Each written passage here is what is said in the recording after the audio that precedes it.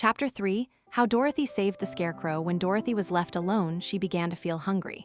So she went to the cupboard and cut herself some bread, which she spread with butter. She gave some to Toto, and taking a pail from the shelf, she carried it down to the little brook and filled it with clear, sparkling water. Toto ran over to the trees and began to bark at the birds sitting there. Dorothy went to get him and saw such delicious fruit hanging from the branches that she gathered some of it, finding it just what she wanted to help out her breakfast. Then she went back to the house, and having helped herself and Toto to a good drink of the cool, clear water, she set about making ready for the journey to the City of Emeralds. Dorothy had only one other dress, but that happened to be clean and was hanging on a peg beside her bed. It was gingham with checks of white and blue, and although the blue was somewhat faded with many washings, it was still a pretty frock. The girl washed herself carefully, dressed herself in the clean gingham, and tied her pink sunbonnet on her head. She took a little basket and filled it with bread from the cupboard, laying a white cloth over the top. Then she looked down at her feet and noticed how old and worn her shoes were. "They surely will never do for a long journey, Toto," she said. And Toto looked up into her face with his little black eyes and wagged his tail to show he knew what she meant. At that moment, Dorothy saw lying on the table the silver shoes that had belonged to the Witch of the East. "I wonder if they will fit me," she said to Toto. They would be just the thing to take a long walk in, for they could not wear out. She took off her old leather shoes and tried on the silver ones, which fitted her as well as if they had been made for her. Finally, she picked up her basket. "Come along, Toto," she said. "We will go to the Emerald City and ask the Great Oz how to get back to Kansas again." She closed the door, locked it, and put the key carefully in the pocket of her dress. And so, with Toto trotting along soberly behind her, she started on her journey. There were several roads nearby, but it did not take her long to find the one paved with yellow bricks. Within a short time, she was walking briskly toward the Emerald City, her silver shoes tinkling merrily on the hard, yellow roadbed. Roadbed? The sun shone bright and the birds sang sweetly, and Dorothy did not feel nearly so bad as you might think a little girl would who had been suddenly whisked away from her own country and set down in the midst of a strange land. She was surprised, as she walked along, to see how pretty the country was about her. There were neat fences at the sides of the road, painted a dainty blue color, and beyond them were fields of grain and vegetables in abundance.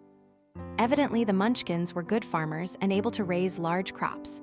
Once in a while, she would pass a house, and the people came out to look at her and bow low as she went by, for everyone knew she had been the means of destroying the wicked witch and setting them free from bondage. The houses of the Munchkins were odd-looking dwellings, for each was round, with a big dome for a roof. All were painted blue, for in this country of the East, blue was the favorite color. Toward evening, when Dorothy was tired with her long walk and began to wonder where she should pass the night, she came to a house rather larger than the rest. On the green lawn before it, many men and women were dancing. 5 little fiddlers played as loudly as possible, and the people were laughing and singing, while a big table nearby was loaded with delicious fruits and nuts, pies and cakes, and many other good things to eat. The people greeted Dorothy kindly and invited her to supper and to pass the night with them, for this was the home of one of the richest Munchkins in the land, and his friends were gathered with him to celebrate their freedom from the bondage of the Wicked Witch. Dorothy ate a hearty supper and was waited upon by the rich Munchkin himself, whose name was Bok. Then she sat upon a settee and watched the people dance. When Bok saw her silver shoes, he said, "You must be a great sorceress." "Why?" asked the girl. "Because you wear silver shoes and have killed the Wicked Witch. Besides, you have white in your frock, and only witches and sorceresses wear white." "My dress is blue and white checked," said Dorothy, smoothing out the wrinkles in it. "It is kind of you to wear that," said Bok. "Blue is the color of the Munchkins, and white is the witch color, so we know you are a friendly witch."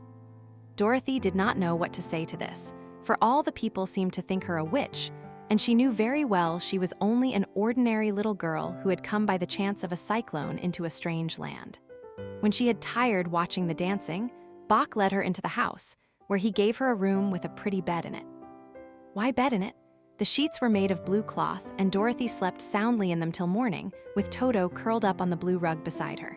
She ate a hearty breakfast and watched a wee Munchkin baby, who played with Toto and pulled his tail and crowed and laughed in a way that greatly amused Dorothy.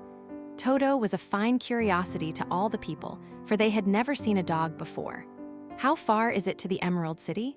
the girl asked. I do not know, answered Bok gravely, for I have never been there. It is better for people to keep away from Oz unless they have business with him. But it is a long way to the Emerald City, and it will take you many days. The country here is rich and pleasant, but you must pass through rough and dangerous places before you reach the end of your journey. This worried Dorothy a little, but she knew that only the Great Oz could help her get to Kansas again, so she bravely resolved not to turn back.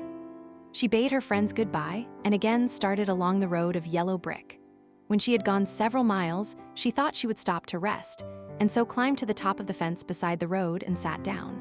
There was a great cornfield beyond the fence, and not far away she saw a scarecrow, placed high on a pole to keep the birds from the ripe corn. Dorothy leaned her chin upon her hand and gazed thoughtfully at the scarecrow. Its head was a small sack stuffed with straw, with eyes, nose, and mouth painted on it to represent a face. An old, pointed blue hat that had belonged to some munchkin was perched on his head, and the rest of the figure was a blue suit of clothes, worn and faded, which had also been stuffed with straw. On the feet were some old boots with blue tops, such as every man wore in this country, and the figure was raised above the stalks of corn by means of the pole stuck up its back. While Dorothy was looking earnestly into the queer, painted face of the scarecrow, she was surprised to see one of the eyes slowly wink at her. She thought she must have been mistaken at first, for none of the scarecrows in Kansas ever wink, but presently the figure nodded its head to her in a friendly way. Then she climbed down from the fence and walked up to it, while Toto ran around the pole and barked.